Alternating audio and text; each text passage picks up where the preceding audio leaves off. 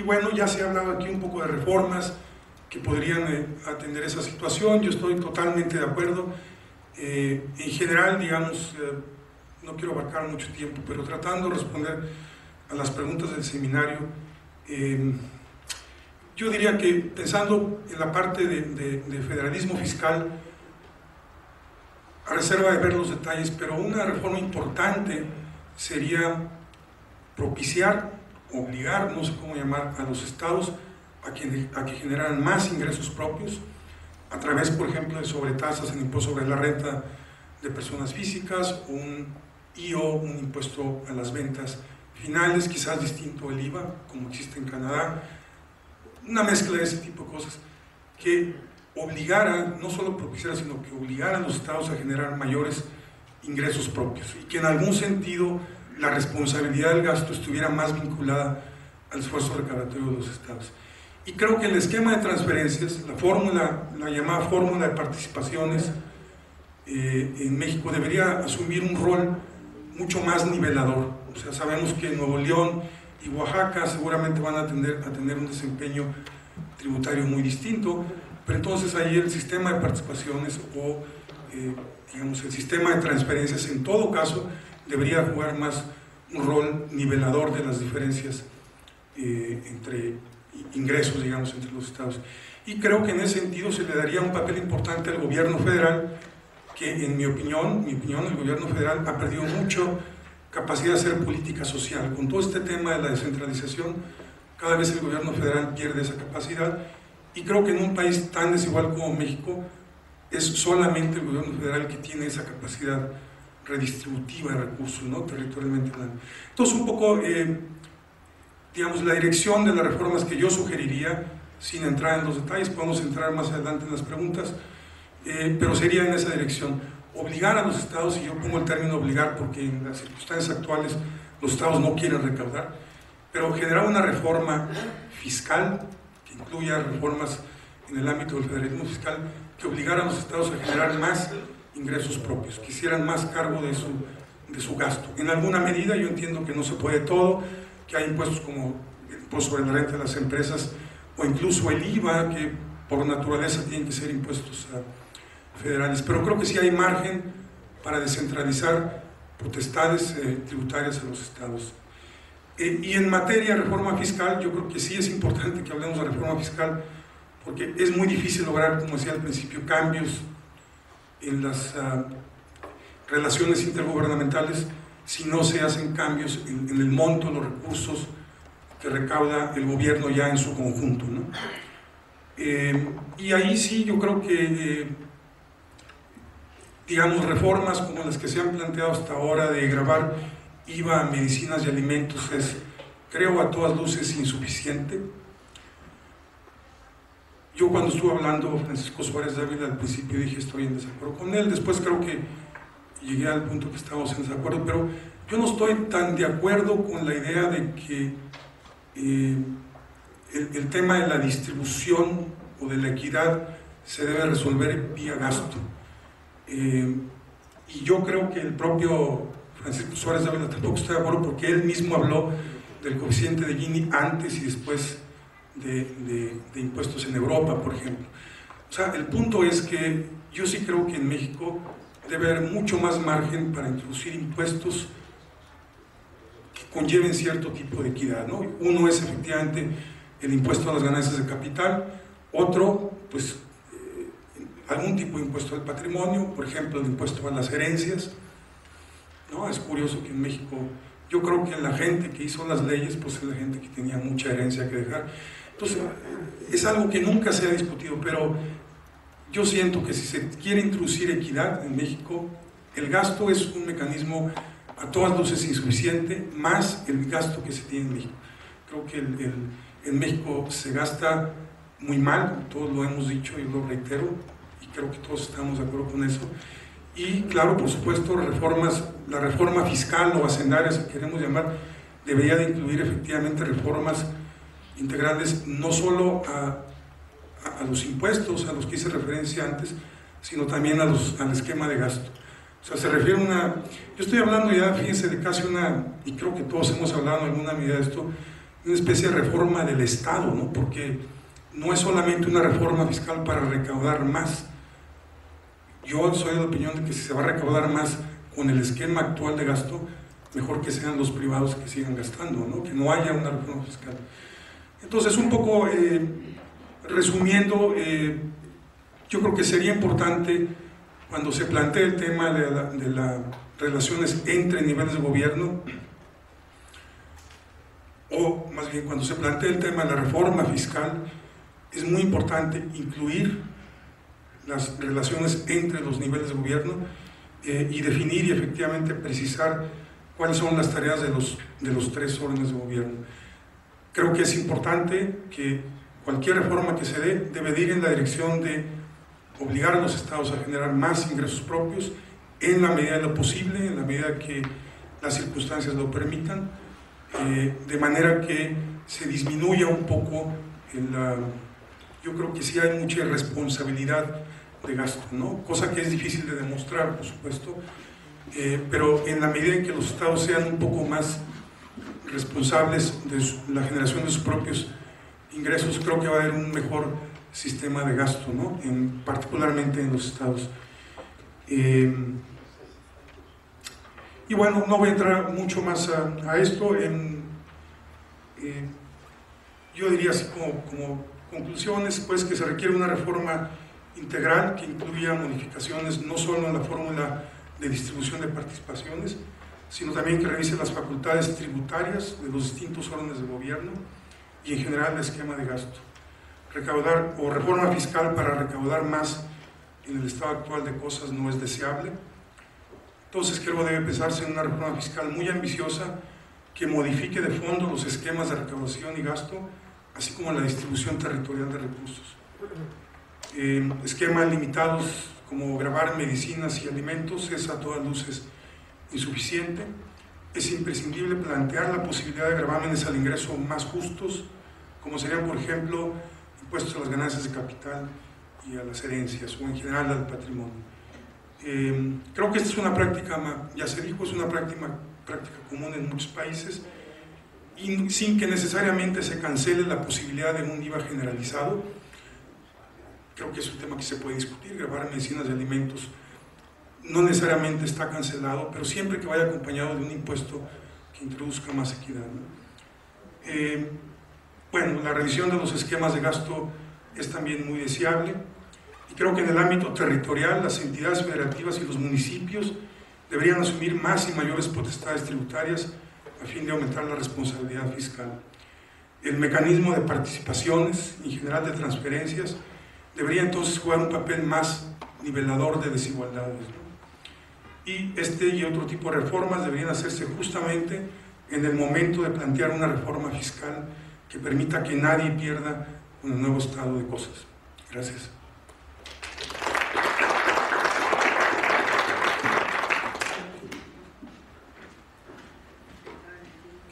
Recordemos que eran 15 minutos.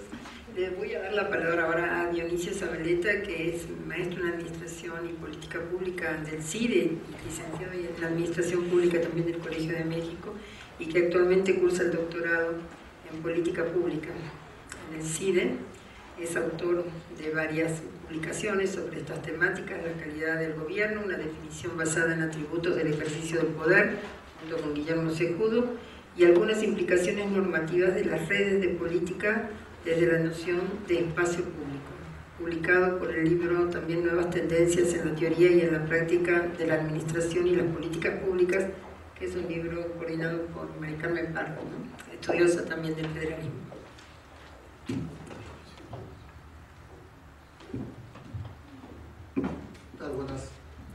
Buenas tardes. Antes de iniciar mi breve intervención en este foro, quisiera enviar de parte del doctor Enrique Cabrero, que es el ponente titular de esta presentación, un saludo y una disculpa por no poder presentarse el día de hoy. Sin embargo, por compromisos de agenda que lo tienen fuera del país, no pudo asistir y me envió en su representación para presentar este trabajo de algunas reflexiones generales sobre el tema del federalismo fiscal en México.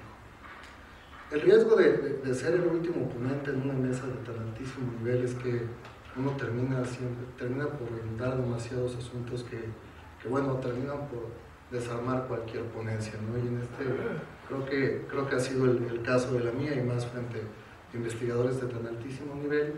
Y bueno, yo tampoco buscaría redundar mucho sobre el diagnóstico y sobre los temas críticos que se han señalado, ¿no? Creo que la ponencia que traía para el día de hoy insiste sobre los mismos temas, sobre las trampas y las distorsiones estructurales que persisten en el federalismo fiscal en México. Es un país que desde los años 80 para acá ha tendido hacia un proceso de descentralización o federalización, en las palabras de Francisco Suárez, en materia de gasto, ¿no? En la actualidad, el gobierno federal ejerce alrededor del 50% del gasto total y el resto es ejercido por estados y municipios, mientras que por el otro lado hay una fuertísima centralización en la recaudación de impuestos, ¿no? El gobierno federal recauda alrededor del 95% de todos los ingresos disponibles. Esto evidentemente ha producido una serie de distorsiones y problemas y debilidades en términos de desequilibrios verticales y en términos de desequilibrios horizontales sobre el sistema de transferencias, de aportaciones y de participaciones. Solo por citar un caso muy particular, por ejemplo, relacionado con el desequilibrio horizontal, en el caso de los municipios, se podría señalar que los 20 municipios más poblados del país, esto es menos del 1% del total, reciben un sexto de las transferencias federales totales que llegan a los municipios y recaudan en su esfuerzo tributario casi un tercio de los ingresos propios generados por todos los municipios del país. Los siguientes 300 municipios más poblados, esto es 12% de los municipios en México, reciben casi la mitad de los recursos federales destinados a gobiernos locales y recaudan un poco más de la mitad de los ingresos propios de todos los municipios. Esto es, 13% de los municipios en el país recaudan alrededor de 3/4 partes de todos los impuestos propios que recaudan los municipios, ya sea vía predial, vía agua, etc., y reciben 2/3 partes de las transferencias. Mientras tanto, el resto de los 2.100 municipios, un poco más de los 2.100, quedan con un sistema de reparto muy limitado, ¿no? Y digamos, estos 300 municipios son los municipios más potentes, los más urbanizados, los que cuentan con un mayor desarrollo de infraestructura, y en este sentido la reflexión del profesor Tello en el sentido de profundizar una reforma que privilegie también los índices de marginación y los índices de desarrollo social se torna relevante en términos de un sistema redistributivo más sensible a las diferencias que existen en nuestro país. Evidentemente, otro problema que se ha generado a partir de este sistema distorsionado y con múltiples trampas, federalizado en el gasto y centralizado en el ingreso, es que el número de actores que participan en el proceso de discusión sobre el reparto de recursos es francamente limitado. Obviamente la Secretaría de Hacienda juega un papel central y los gobernadores se han convertido en actores clave en este proceso de negociación, particularmente en estos últimos años, y que se ha profundizado a partir de la creación de la CONAGO, ¿no? Que en principio debería convertirse, y como señalaré un poco más adelante, en un mecanismo de comunicación y de negociación horizontal entre gobernadores, y más bien se ha transformado en un mecanismo de presión y de ejercicio de control desde los estados para incrementar las transferencias a los estados con los costos que esto ocasiona en términos de pereza fiscal, de baja recaudación propia, etcétera, ¿no?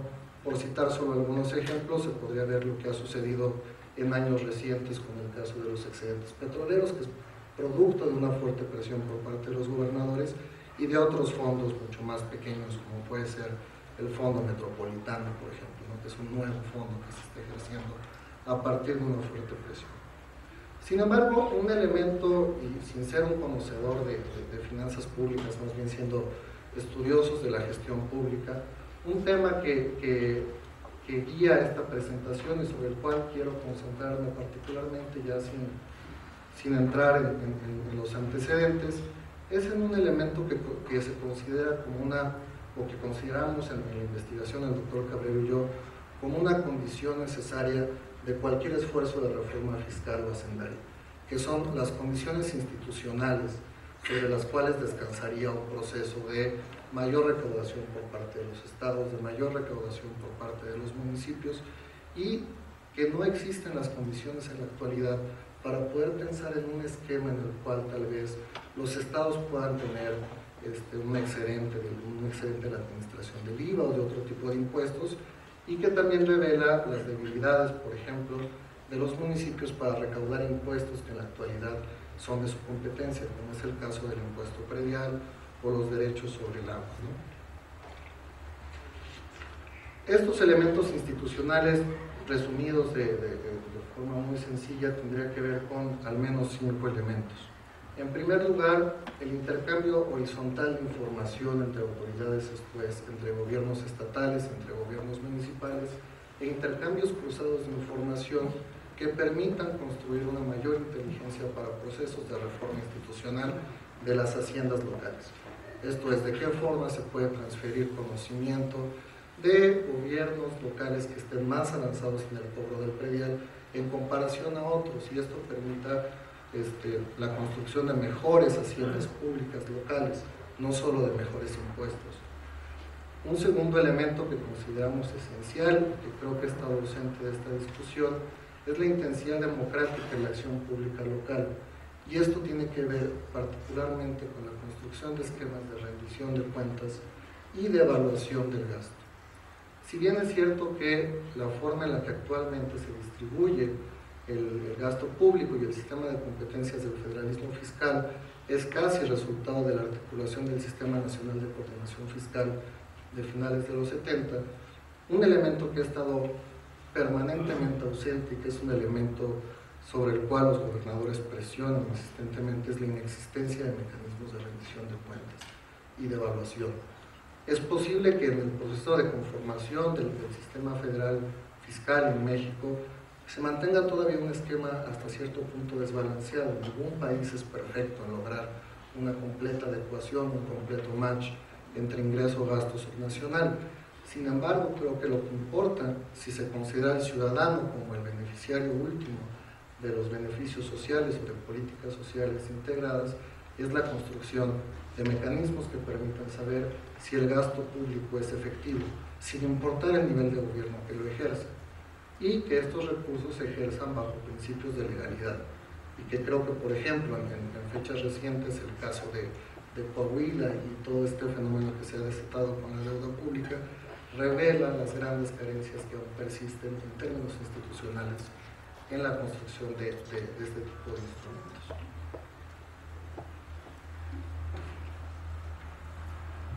En tercer y cuarto lugar ya son elementos más bien de corte organizativo que tendrían que ver con el desarrollo de estructuras organizacionales, de marcos regulatorios en el ámbito estatal que permitan asegurar el cobro de estos impuestos. Como señalaré muy rápidamente adelante, los gobiernos municipales en muy pocas ocasiones cuentan con las estructuras suficientes para poder recaudar los impuestos que están obligados a recaudar, y con buena medida también explican los bajísimos niveles de recaudación. Es cierto, la pereza fiscal y el sistema muy cómodo de transferencias y aportaciones les ha impedido, o más bien no los ha motivado, no ha generado los incentivos necesarios para la construcción institucional, pero creo que dentro de un proceso de reforma como el cual, o de las reformas en las que aquí estamos hablando, considerar estos elementos se vuelve esencial, ¿no? Muy brevemente, en el caso de los gobiernos estatales y a la luz de estos 4 o 5 criterios que aquí enmarco, se puede señalar que la única experiencia de intercambio horizontal de experiencias y de información ha sido la creación de la CONAGO. Y como muchos de nosotros sabemos, la creación de la CONAGO, más que convertirse en un mecanismo de concertación, de conciliación, de transferencia de inteligencia, se ha convertido simple y llanamente en un mecanismo de presión hacia el gobierno federal, el establecer un contrapeso político que permita mayores niveles de transferencia de recursos. Con respecto al tema de rendición de cuentas y evaluación, existen múltiples estudios en los que se destaca la carencia sistemática de mecanismos que permitan evaluar y que permitan rendir cuentas a la ciudadanía. Por ejemplo, en un estudio Hernández comprueba que hay pocos gobiernos estatales que número reducido de entidades, que hacen esfuerzos por hacer públicos sus recursos, sus registros financieros, y no todos los estados, por ejemplo, tienen dividida su información y hacen pública su información en términos de ingreso y gasto. Y solo un porcentaje muy pequeño de estados, menos del 50%, publica información financiera en el diario oficial de la Federación. O sea, no es posible saber ni siquiera de una forma clara cuánto gastan. En otros estudios, por ejemplo, Ríos Cázares y Cejudo, indican que dentro de los estados, la Secretaría de Finanzas es la segunda dependencia que se percibe como más reticente a proporcionar información.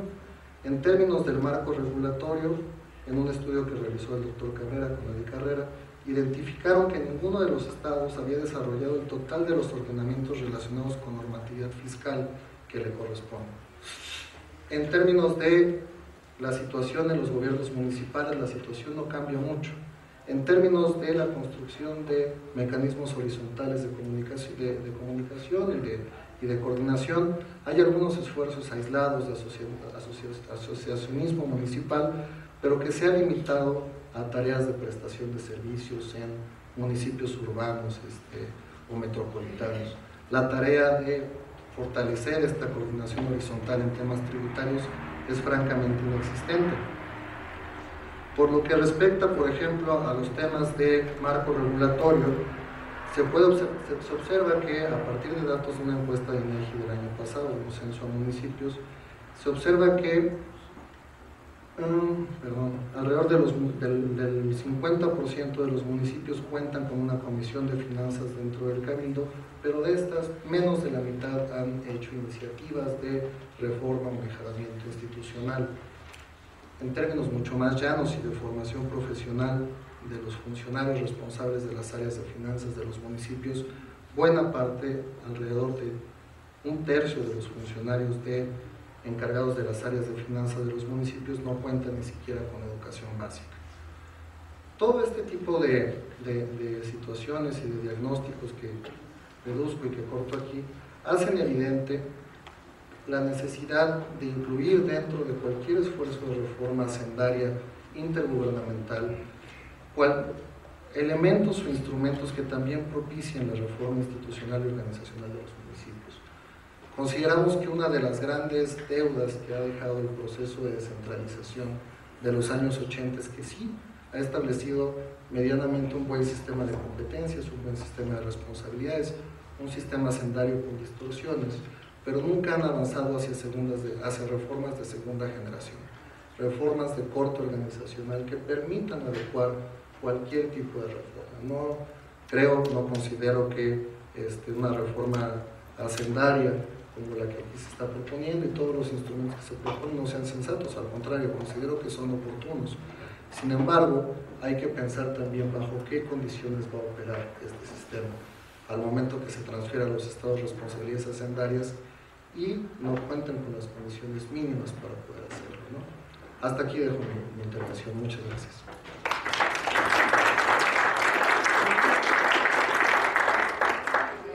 Pasar la palabra a nuestro comentarista, a Jorge Márquez, profesor de la Facultad de Ciencias Políticas y Sociales de nuestra universidad. Muchas gracias. 10 minutos. Bueno, yo voy a hacerlo en 9 minutos. 9 minutos. Me toca a mí hacer la exposición de las 3 minutos. Ya perdí un momento. La exposición de las similitudes y las diferencias de las propuestas que aquí se escucharon. En primer lugar, yo de acuerdo a las preguntas que se plantea la mesa, dividí en 6 cuestiones los puntos que se trataron en esta mesa.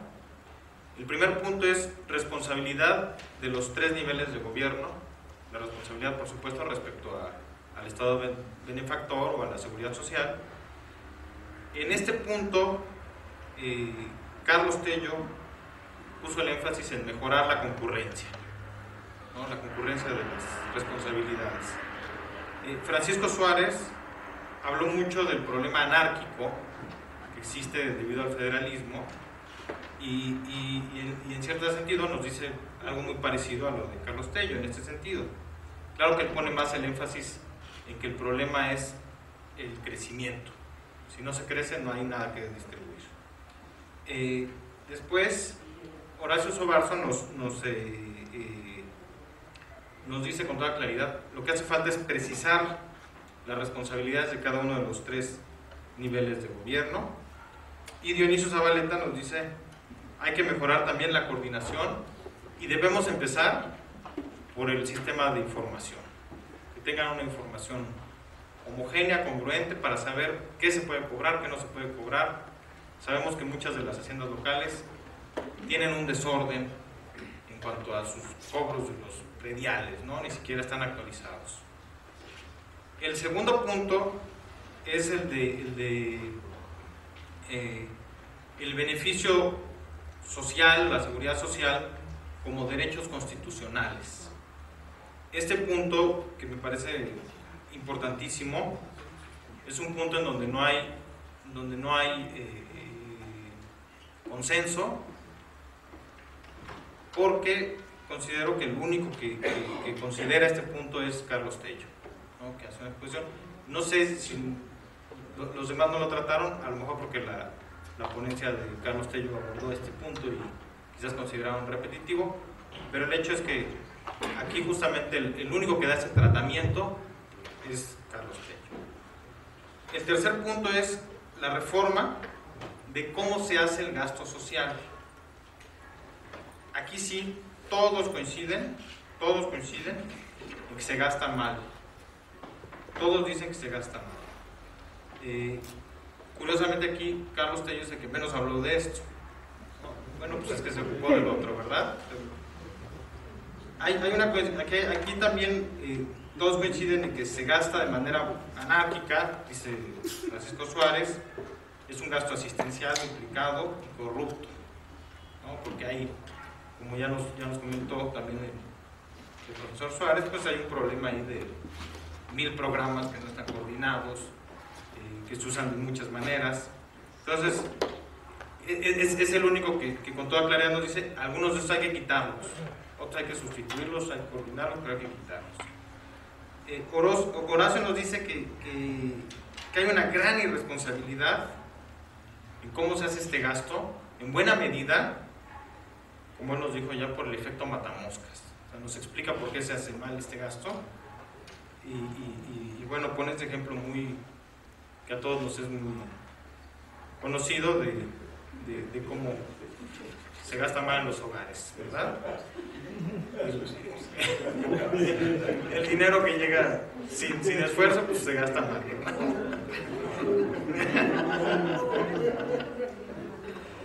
El cuarto punto es el método de distribución. Aquí también hay acuerdo total en que debe haber mayor participación, ¿no? De la revisión de los criterios de distribución. Los estados deben revisar sus criterios, debe haber una reforma aquí. Esa es una coincidencia, una primera coincidencia. Todos consideran que se tiene que hacer una revisión, y una segunda coincidencia más implícita, quien la hizo totalmente explícita fue Suárez, ¿no? El maestro Suárez, el criterio de solidaridad, ¿no? O sea, hay que revisar esto porque en el fondo de lo que se trata es el criterio, perdón, Carlos Tello lo dijo, perdón, el criterio de solidaridad. Esa es la base de la discusión que se tiene que dar en torno al problema de los métodos de distribución.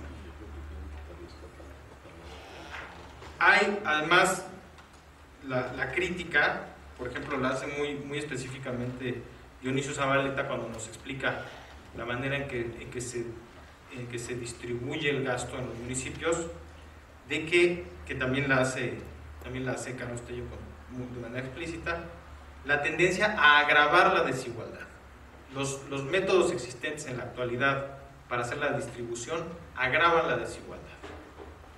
¿Por qué? Porque como ya nos explicaron algunos de los ponentes, las fórmulas para la distribución no tienen que ver realmente con un criterio solidario, sino tiene que ver con un criterio económico de quién da más. Son las fórmulas que no atienden realmente al problema de la solidaridad. El quinto punto es sobre los métodos de recaudación. Aquí sí todos están de acuerdo que hay que revisarlos, pero son distintas las visiones, ¿no? Nos dice Carlos Tello, bueno, pues que los impuestos eficientes los cobren los estados. Quieren federalismo, pero que el IVA lo cobren los estados, ¿no? No les dijimos a los estados los impuestos imposibles. El criterio de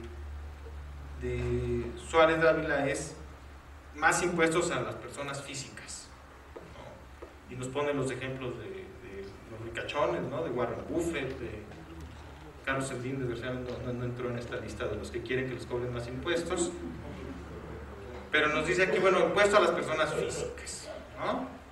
Y entonces este criterio nos explica con algunos casos, el caso italiano, que es un impuesto muy eficiente en la recaudación.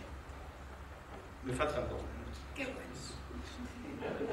Y nos dice Horacio que sí, que está bien ese impuesto, pero que es insuficiente, que hay que cobrar impuestos al capital, que hay que cobrar impuestos a las herencias, hay que cobrar otros impuestos. No es suficiente este criterio. El sexto punto y último punto es la reforma. Ojo con esto, porque esto puede parecer coyuntural, pero no lo es. Reforma a los criterios de endeudamiento de los gobiernos locales. Todos están de acuerdo, todos mencionaron esto. Revisión de los mecanismos de endeudamiento de los gobiernos locales. La última ponencia, la ponencia de Dionisio Zabaleta, fue muy dramática en cuanto al problema de la opacidad de las finanzas estatales y de las finanzas municipales sobre todo. Entonces, fue totalmente explícito aquí, fue clarísimo cómo ha ido creciendo y cómo la opacidad, la falta a nivel local, que es muy grave a nivel local, de una democratización, de una rendición de cuentas, ¿no? De la transparencia en la forma del gasto, han llevado a los problemas más graves del endeudamiento. Muchas gracias por esto.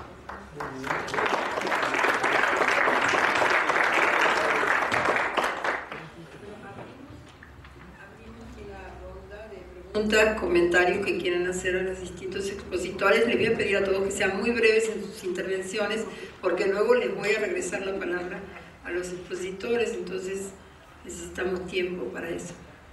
¿Quién? Pues allá primero. Sí, claro. Bueno, aunque son algunos muy conocidos, les pediría que se identificaran de todas maneras y dijeran quiénes son. A ver, 3 puntualizaciones rápidas.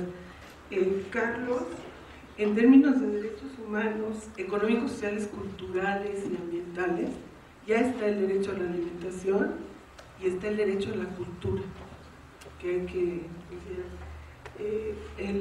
el otro punto tiene que ver con el cambio de la arquitectura institucional municipal. A mí me parece fundamental. No se entendió claro. El cambio, la necesaria reforma institucional de los municipios, el cambio en la estructura institucional de los municipios. Yo creo que el desastre urbano que estamos teniendo en este país tiene que ver con la descentralización de las atribuciones de control de suelo y de desarrollo urbano que tienen los municipios y que han propiciado realmente un crecimiento muy horizontal, muy segmentado, y tiene que ver con pocas capacidades de los municipios para poder controlar ese crecimiento. Entonces, una transferencia de capacidades de tributación sin tener una estructura institucional adecuada va a ser otro desastre. Y tercero, los programas más opacos sociales son los de los gobiernos estatales y municipales.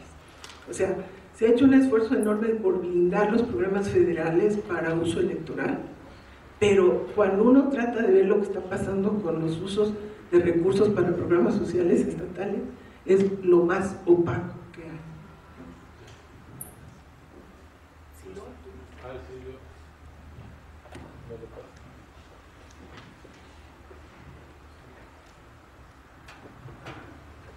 Gracias. Yo les quiero hacer una pregunta concreta, es si se podría aterrizar algo más la idea de la reforma integral al esquema de gasto.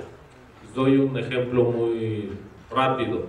Un trabajo que hicimos analizando cómo gasta el Seguro Popular, que es a través de las secretarías de salud locales, vimos que se gastan alrededor del 15% solo del presupuesto que tienen, o bueno, esto es lo que informan las entidades, del presupuesto que tienen para comprar medicamentos. Entonces gastan muy poco, no es un problema de escasez de recursos en ese caso, porque ahí están las transferencias. Pero el 50% de lo que compran lo hacen por arriba del 20% de precio de referencia. Es decir, es un verdadero tiradero de dinero, no hay ningún criterio territorial de que en el norte hay medicamentos más baratos. Yo creo que tiene que ver en buena medida con los niveles de institucionalidad o de corrupción en las distintas entidades. Y cuando yo expuse esto en la Academia Mexicana de Medicina, Juan Ramón de la Fuente fue muy crítico conmigo porque me dijo, tú lo que quieres es regresar a que desde una oficina de Paseo de la Reforma se compre todo y te olvides del federalismo y demás. No sé si, yo creo que yo no estaba diciendo eso, pero más allá, lo que quiero señalar es si podríamos pensar en un esquema, por ejemplo, de comisiones federales de adquisiciones de algunos bienes donde participen las entidades, donde no sea el gobierno federal quien les diga que, pero pues sí donde esté menos atomizado la compra, que se use un poco el poder del monopsonio del sector público y que, pues por supuesto, sea mucho más fácil vigilar lo que sea. ¿Cómo se imaginan esa reforma de las cosas?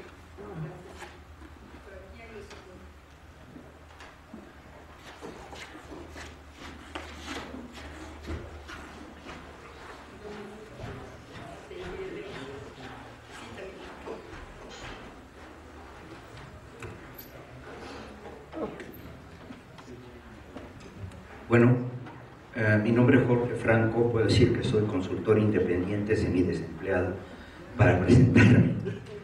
Lo que quisiera plantear es una inquietud personal que no implica una crítica a esta excelente mesa y que se refiere a la relación entre lo fiscal, diría yo, y modelo de desarrollo. Y en ese sentido siento que nos faltaría algo por explorar. Para darme a entender, quisiera dar 2 o 3 ejemplos. Uno, se ha planteado y me parece excelente que deberían gravarse las ganancias de capital. En la Bolsa de Valores de México, de abril del 2009 al 2011, hubo un incremento de 120% en pesos y de 150% por ahí del valor de las acciones en la bolsa. Y constituye algo no grabado. No lo veo solamente como un tema de justicia, digamos, o como de posibilidad de recaudación, sino que me preocupa que por un lado tenemos una muy baja rentabilidad en el aparato productivo y por otro lado una bolsa sumamente atractiva, y me ha tocado hablar con empresarios en la Canacintra, por ejemplo, y se ve el interés que tienen en la inversión financiera, que es la privilegiada de este país, la que no implica trabajo, ni esfuerzo, ni declaraciones al INSS, ni impuestos. En estas condiciones, pienso que lo fiscal podría ejercer un efecto reorientador de recursos hacia lo productivo.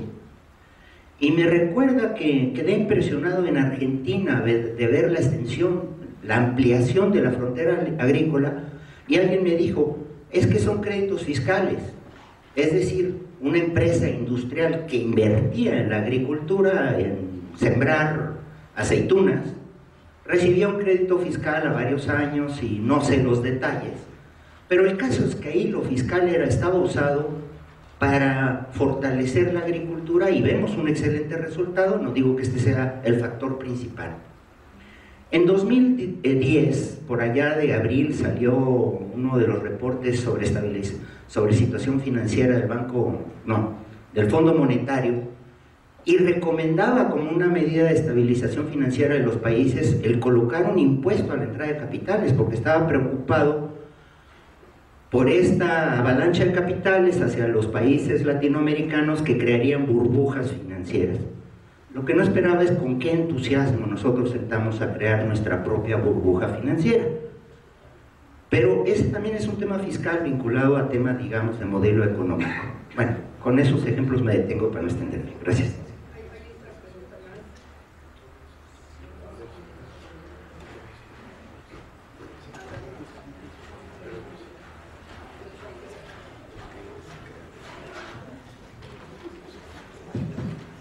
Bueno, yo tendría varios planteamientos o varias preguntas.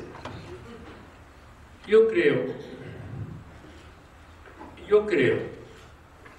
que el incremento de las participaciones de las entidades federativas sería muy útil, pero nos plantea un problema cuando el incremento en la recaudación de la federación esté estancada desde los años 50, alrededor del 9 o 10% de su. Entonces, claro, se puede trasvasar algo más, pero va a haber una deficiencia fundamental en los grandes proyectos de transformación productiva y de garantía social. Esa sería una primera pregunta.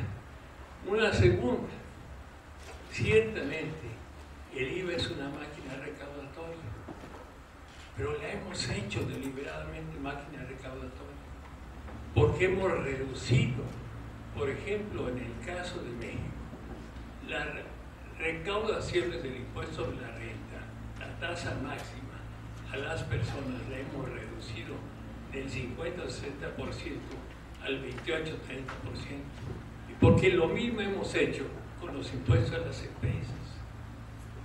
Claro, en menor proporción, y esto ha ocurrido en casi todos los países del orbe. Entonces esto nos plantea la siguiente pregunta: ¿queremos, como quiere Sobarzo, que las entidades federativas recauden más? ¿O queremos que la federación recaude más? ¿Y por dónde comenzar? Esos son problemas que se nos plantea en esto que se ha dicho, que es la reforma fiscal integral. ¿Por dónde empezar? Y yo creo que no se nos debe olvidar una última cosa: tanto el gasto como los impuestos tienen funciones redistributivas innegables. Baste recordar aquí qué ocurrió en la época de Roosevelt, cuando la elevación del impuesto sobre la renta de las personas llegó hasta el 90%, hubo una redistribución masiva de ingresos. Caminemos con los dos pies y no solo con uno, quizás. Y yo creo, con la exposición que se hizo aquí de los factores institucionales, que no pidamos peras al olmo. Muchas de las entidades federativas, sobre todo los municipios, carecen de los recursos, la organización institucional y el personal para ser eficientes en tareas, sobre todo recaudatorias. Gracias, profesor. Una última pregunta y me reservo una tarea. Creo que me tocaba, ¿no? Sí, sí.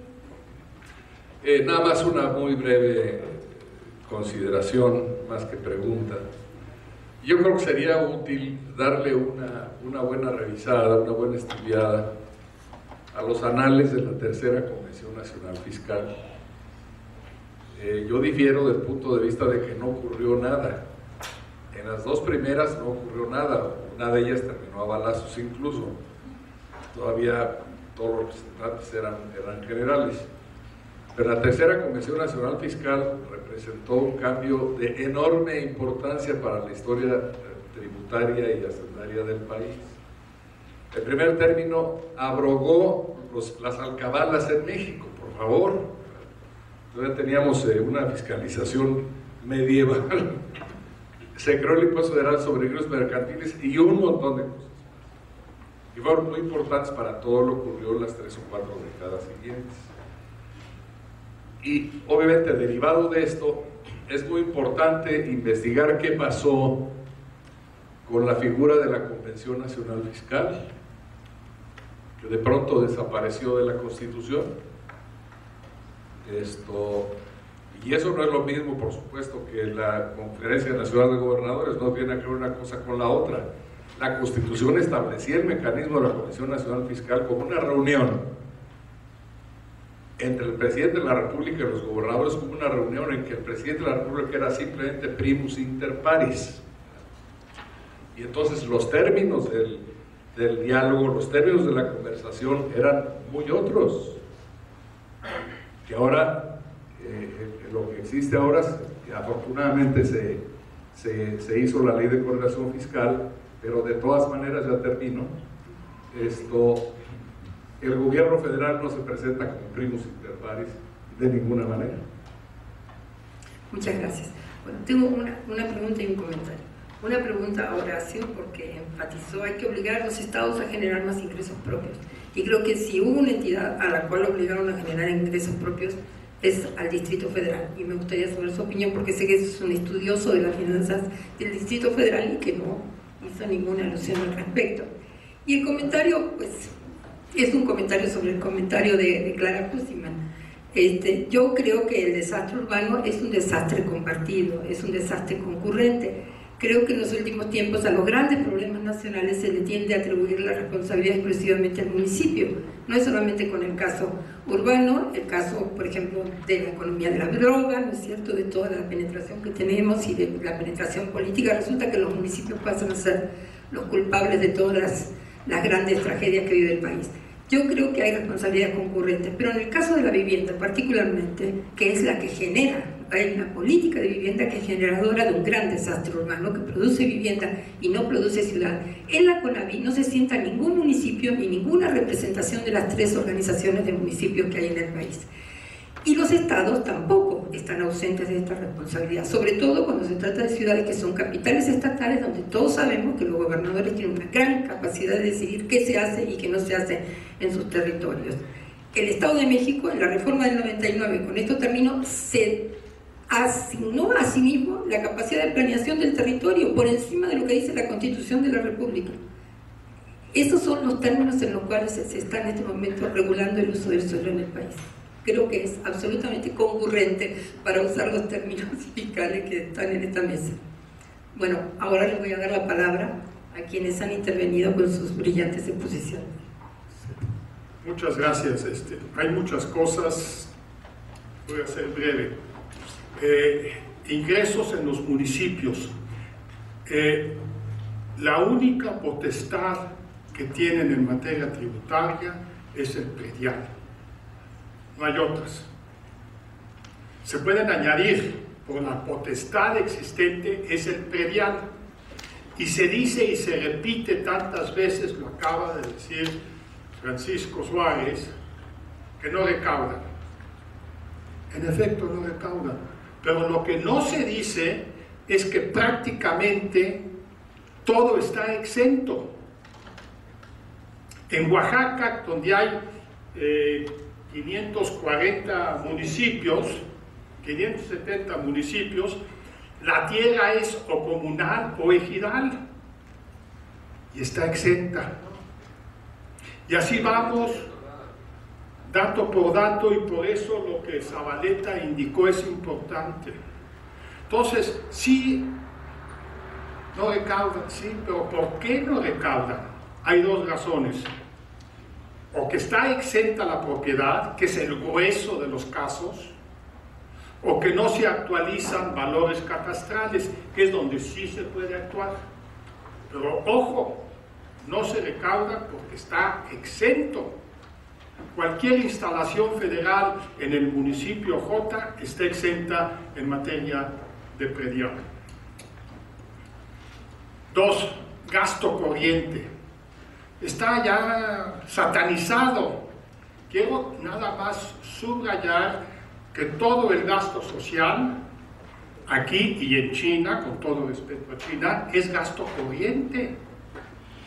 Educación, o sea, no hay que decir que no se gaste gasto corriente. Bueno, es que el gasto corriente es gasto social en su abrumadora mayoría y no hay que olvidarlo. Entonces, creo que no hay que generalizar. Tercer cosa, el gasto público se gasta mal. Ahorita defender el gasto público, pues lo apalean a uno. Esa ha sido una política de satanizar al Estado y al gasto público. No voy a decir que no gasta mal el sector público, pero no todo el gasto público está mal. Entonces también hay que ser cuidadoso en eso, porque eso forma parte, por ejemplo, de toda la argumentación de la ley de sociedades público-privadas. El gasto público lo hace mal y por tanto debe hacerlo los particulares. Bueno, es una opinión, yo no la comparto. Más potestades a entidades federativas y a municipios, sí, pero ojo, ¿cuáles? Y siempre y cuando no atenten a los convenios de adhesión, porque si atentan, entonces nos movemos en otro mundo. Entonces, es decir, más potestades es decir todo y no decir nada. Yo creo que hay que precisar. Yo traté de dar algunos ejemplos. Estoy totalmente de acuerdo con lo que dice Clara, la cuestión de la cultura y todo. Yo hice una, además apresurados aquí por Alicia, es decir, la idea central es que en nuestra Constitución hay tanto que dijo, ya con eso basta, en materia social. Hay otras cosas, ¿no? Ya, eso es más que suficiente.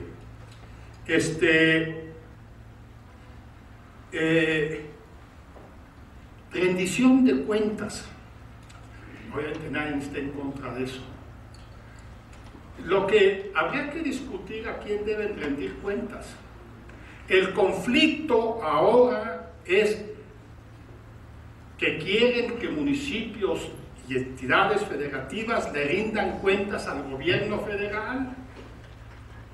Y el argumento histórico de Bartlett, cuando fue gobernador de Puebla, es que sí van a rendir cuentas, pero a sus congresos locales.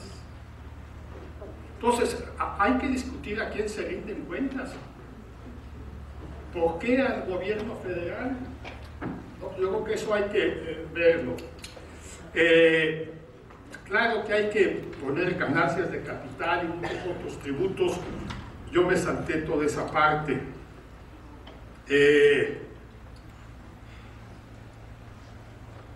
Coincido que sí se hizo algo en la tercera convención fiscal, sobre todo en materia de imposición indirecta. De ahí surgió el impuesto sobre ingresos mercantiles, que fue un gran paso, pero lo fue también la coordinación que se estableció a partir de 1971. Hay una cuestión que sí es importante. IVA, máquina recaudatoria. En México, ¿no? La productividad del IVA es, de todos los países de América Latina, en México, la más baja. Recaudamos 3 y pico del PIB y más de la mitad se recauda en aduanas. La otra, poquito menos de la mitad, se recauda así en los distintos establecimientos. En México, el Código Fiscal permite que le pregunten al causante si quiere o no factura. Ya con eso se dice todo. Y nadie está dispuesto a pagar 16% más. No, hay que obligar a la factura. Digo, hay que revisar el Código Fiscal, que es el peor enemigo de la recaudación. De veras. Es lamentable. En fin, claro que hay que aumentar participaciones, pero dentro del conjunto del incremento en la recaudación, no una por la otra, David. Ya me extendí.